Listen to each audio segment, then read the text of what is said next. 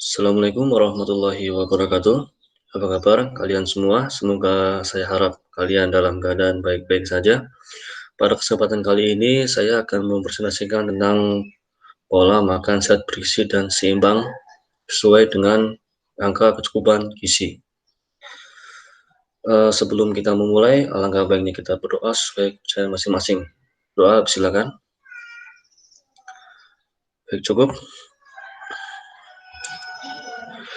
Yang pertama-tama kita akan masuki materi tentang gaya hidup sehat yang untuk menunjang kegiatan olahraga, terutama kegiatan sehari-hari. Oleh karena itu, kita akan membahas tentang pola makan sehat, gizi, dan seimbang. Sebelum memasuki pada materinya, pola makan sehat dan seimbang ini termasuk dalam kurikulum dasar 2013 kelas 8 SMP. Kompetensi intinya yaitu memahami dan menerapkan pengetahuan faktual, konseptual, dan prosedural berdasarkan rasa ingin tahunya tentang ilmu pengetahuan, teknologi, seni, dan budaya terkait fenomena dan kejadian tampak mata. Lalu, kompetensi dasarnya ialah memahami pola makan sehat, bergizi, dan seimbang. Dilihat kurikulum ini yaitu ditujukan pada kelas 8 sekolah menengah pertama. Lanjut. Yang pertama, pembukaan. Apa itu pola makan sehat? Nah, dalam pembahasan kali ini saya akan menjelaskan tentang pola makan sehat itu terlebih dahulu. Apa itu? Yang pertama, globalisasi berpengaruh pada gaya hidup masyarakat, terutama masyarakat Indonesia, dan pada pola makan. Kini, banyak orang yang mengkonsumsi makanan tanpa pertimbangan dan lebih mengutamakan kesenangan dan kepuasan, sehingga mengesampingkan tentang gizi yang harus dikonsumsi. Tak hanya cukup nasihat maupun ajakan, dibutuhkan kesadaran tinggi untuk menganut pola makan sehat. Harus dipahami bahwa asupan gizi, mineral, vitamin, dan serat yang seimbang guna optimalisasi proses metabolisme tubuh. Gizi seimbang bisa kita dapatkan bila mengonsumsi makanan dalam kadar seimbang, yakni antara sumber energi, lauk, pauk, sayuran, dan buah, serta waktu makannya sesuai. Lalu, bagaimana cara menerapkan gizi seimbang yang sehat? Yang pertama, kriteria pola makan yang sehat, yaitu keseimbangan jumlah energi. Komposisi gizi pun harus seimbang, misalnya karbohidrat 60%, protein 15%, dan lemak sebanyak 25% dari total kebutuhan energi. Selain itu, terpenuhinya vitamin dan mineral yang sesuai angka kecukupan gizi atau AKG yang dianjurkan. Lalu, zat gizi terpenuhi. Makanan yang dikonsumsi harus mengandung zat gizi yang diperlukan tubuh, seperti karbohidrat, protein, lemak, dan sebagainya. Peraturan pola makan. Dengan jadwal makan yang teratur, maka keseimbangan antara kebutuhan tubuh dan makanan yang masuk juga akan terpenuhi. Sebaiknya, makanlah dalam jumlah yang sedikit dengan jangka waktu sering dan teratur. Hindari makanan dengan porsi banyak tapi tidak teratur. Penerapan pola makan yang sehat. Yang pertama, mencermati bahan-bahan makanan sebelum dikonsumsi, perbanyak konsumsi makanan dari sumber nabati, perbanyak jumlah makan serat, meminimalkan penggunaan lemak jenuh, variasi makanan, bahan makanan alami, makan secukupnya, makan secara teratur. Lalu, Departemen Kesehatan HRI, Ditbina Gizi Masyarakat atau Departemen Kesehatan 1993A juga menganjurkan 10 cara hidup sehat. Apa saja itu? Yang pertama, jangan makan melebihi kebutuhan, jangan makan dengan tergesa-gesa, hindarilah rasa lapar yang amat sangat. Jika harus makan, makanlah dengan pilihan yang rendah kalori seperti buah-buahan, usahakanlah selalu sibuk menghindari keinginan untuk makan. Jika sedang masak, hindarilah mencicipi berulang kali. Usahakanlah untuk minum atau dengan kopi tanpa gula. Biasakanlah untuk mendukung keluarga agar selalu makan sesuai kebutuhan.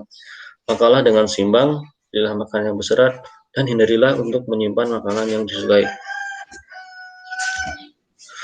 Faktor-faktor yang memulai kebiasaan makanan. Pola makan masyarakat juga tergantung pada faktor-faktor yang mempengaruhi seperti faktor eksternal dan internal.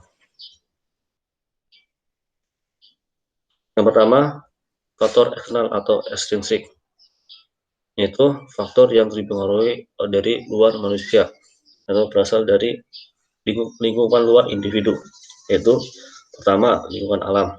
Pada umumnya diwarnai oleh jenis-jenis bahan makanan yang umum dan dapat diproduksi setempat. Jadi semisal dalam lingkungan alam itu mereka dapat memproduksi gandum, berarti pola makan yang ada di daerah tersebut adalah bahan pokoknya gandum. Sedangkan di Indonesia kebanyakan adalah pola makan pokoknya antara singkong, sagu, dan padi. Lalu lingkungan sosial. Lingkungan sosial mempunyai kebiasaan makan yang berbeda-beda sesuai dengan kebudayaan yang dianut turun-menurun. Lingkungan budaya dan agama. Budaya dan agama juga mempengaruhi pola makan masyarakat, seperti sunnah, budaya makan keluarga, atau beberapa budaya dan agama yang ada di seluruh dunia, sehingga mempengaruhi kebiasaan makan. Lingkungan ekonomi. Golongan ekonomi kuat mempunyai kebiasaan makan yang cenderung cukup. Sedangkan ekonomi yang lemah mempunyai kebiasaan makan yang memberikan nilai gizi di bawah kecukupan, jumlah maupun mutunya.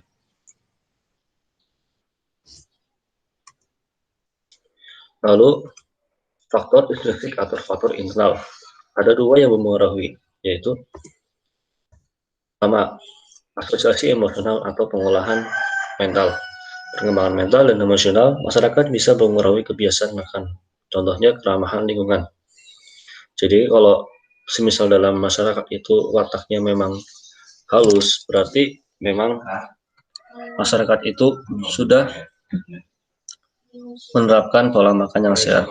Jika pola makan mereka itu adalah tidak terkontrol, berarti mereka tidak bisa mencukupi kebiasaan makan mereka. Lalu yang kedua, keadaan jasmani dan kejiwaan yang sedang sakit. Keadaan status kesehatan sangat mempengaruhi kebiasaan makan. Semisal orang yang sakit makannya tidak lancar, sedangkan orang yang sehat makannya lancar.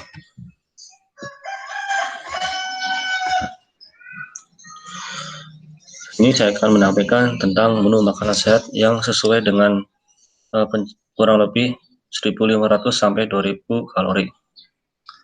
Bila ingin tubuh ideal, jangan mengonsumsi makanan yang melebihi 2.000 kalori.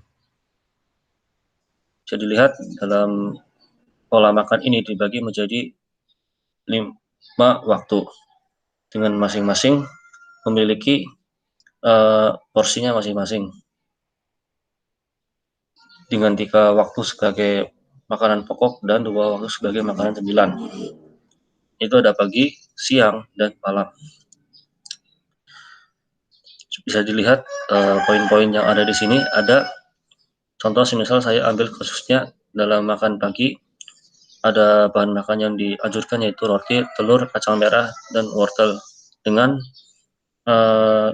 takaran 1P, 1P2, setengah P3, dan P4 atau segendang. Dan menu makanan yang bisa diolah yaitu roti panggung, omelet, sup kacang merah, dan wortel. Lalu bisa dilihat dalam tabel ini setiap pembagian makan ini setiapnya itu mempunyai ciri khas masing-masing.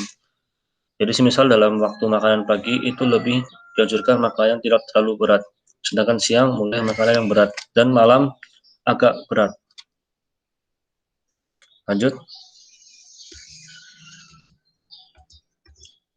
Penutup, agar tidak bosan, konsumsi makanan sehat dengan jenis yang berbeda setiap harinya.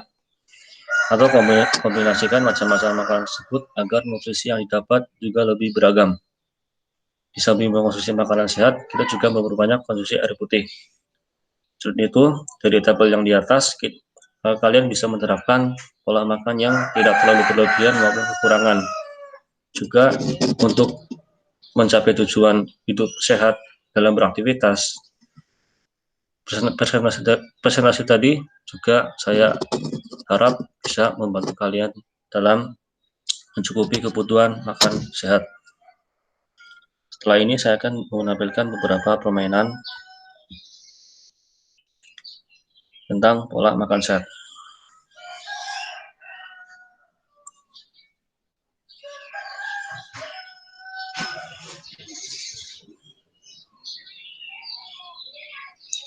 Yang pertama, gaya makan sehat sesuai kebutuhan tubuh, tidak berlebihan. Disebut di sini ada beberapa pilihan, yaitu pola makan sehat, makan seadanya, makan ala barat, dan makan yang penting kenyang. Maka jawaban yang benar adalah A. Pola makan sehat.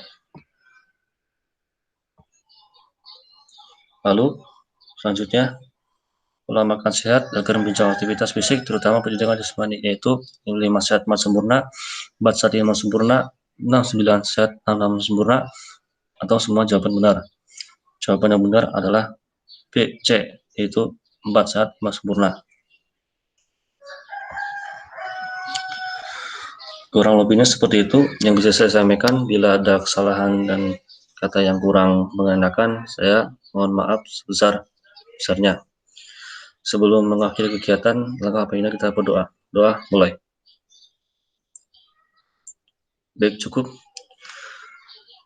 presentasi sampai di sini. Sampai berjumpa di lain kesempatan. Saya akhiri. Assalamualaikum warahmatullahi wabarakatuh.